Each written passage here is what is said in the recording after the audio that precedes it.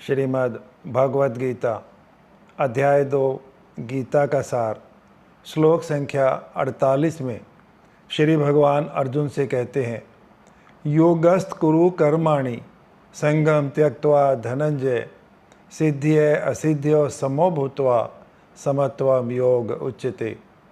श्री भगवान अर्जुन से कहते हैं, योगस्थ कुरु कर्माणि, योगस्थ होकर अपने कर्मों को करो। संगम त्यक्त्वा धनंजय, हे धनंजय, संग का त्याग करके। सिद्धिया असिद्धियों समो भूत्वा, सिद्धि तथा सिद्धि को समान जानकर। समत्वम योग उच्यते, इस समत्व का ही नाम योग है। उपरोक्त श्लोक में श्री भगवान अर्जुन से कहते हैं, योगस्थ होकर कर्म करो तथा संग का त्याग करो।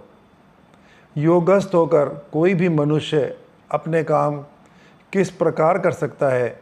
श्री भगवान कहते हैं, संगम त्यक्त्वा, संग का त्याग करके, कर्म फल की इच्छाओं से रहित होकर, आसक्ति रहित होकर जो कर्म किए जाते हैं, ईश्वर के निमित्त निष्काम भाव से जो कर्म किए जाते हैं, वो सभी कर्म संग त्यक्त्वा अर्थात संग को त्याग कर किए जाने वाले सभी कर्म।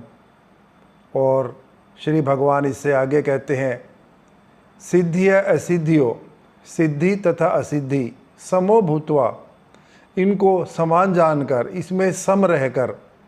सिद्धि क्या है और असिद्धि क्या है?